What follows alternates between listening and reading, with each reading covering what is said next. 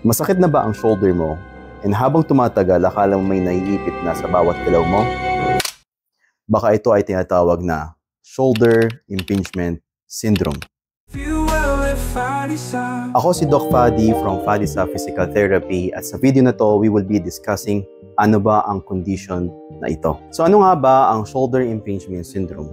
Ito ay condition pag may naiipit sa loob ng braso natin. We have a structure that is called acromion and our humerus. So ano nga ba ang acromion? Acromion is yung parang bubong ng shoulder natin. Pag ito ay naiipit dahil pangit yung postura natin, madami tayong activities, or palagi natin dinadagan yung shoulder natin, this can create some impingement inside of the shoulder.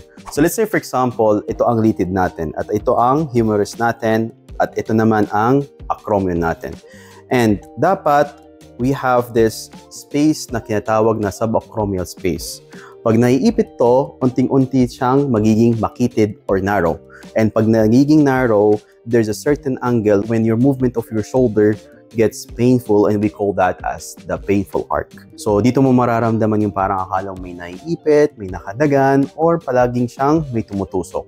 That's because nagiging narrowed na yung shoulder joint natin or yung tinatawag na subacromial space. So usually, ang mga common causes kung bakit tayo nagkaganito ay overuse. So kung ikaw ay palaging involved sa mga palaging nagbubuhat or sa mga nanay dyan, palagi natin ginagamit yung shoulder natin sa kakasampay, kakaluto, or whatever activities na palaging gamit na gamit yung shoulder mo over the course of time, pwede yan maipit na tinatawag natin yung subacromial space natin. Pwede rin makuha natin yan sa mga atleta na palaging involved sa mga shoulder activities like basketball, swimming, or any activities na palaging gamit na gamit yung shoulder natin. Another also cause or nakikita to sa mga may edad na, yung tinatawag na bone spurs. So dito sa bone spurs, ibig sabihin lang nagkakaroon tayo ng osteophyte growth dun sa acromion or sa baba ng acromion natin. So pag meron na tayong osteophyte growth, pwede rin itong magdulot ng mas lalong ipit dun sa litid natin. So ano nga ba ang mga symptoms ng shoulder impingement? Usually ito ay para may naiipit lalo na pag meron tayong sa may painful arc.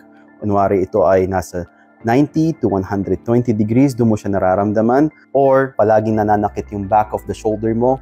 This can be one of the signs or symptoms that you are feeling na meron ka na talagang shoulder impingement. Or better yet, syempre, magpa-check up ka na para malaman kung meron ka na talagang shoulder impingement. So ano ba mangyayari pag pinabayaan mo ang isang shoulder impingement? Kunwari, naiipit na ang tinatawag natin supraspinatus tendon. Over the course of time, tiniis mo pa rin ang tiniis, pwede ito ay mapunit, and we call this as rotator cuff tear or the supraspinatus tear. Pag ito ay napunit, wala na tayong pag-asa kung hindi mauwi ito sa surgery. And that's what we are preventing here sa physical therapy. Sa katagalan, pwede rin tayong magkakomplikasyon na tinatawag na frozen shoulder. Yes, so halimbawa, meron ka ng shoulder impingement and you still keep ignoring that condition.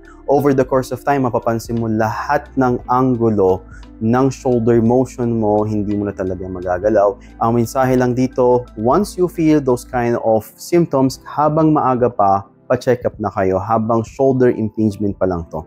Then this is a condition that you need to get addressed quickly para hindi na ito lumala, para hindi ito mauwi sa surgery or gamot lang ng gamot. Paano nga ba nakakatulong ang physical therapy? So first, you come to our clinic and we see kung ano ba talaga ang nangyayari. After we confirm everything, there is no any red flag, then we will be there creating the treatment plan.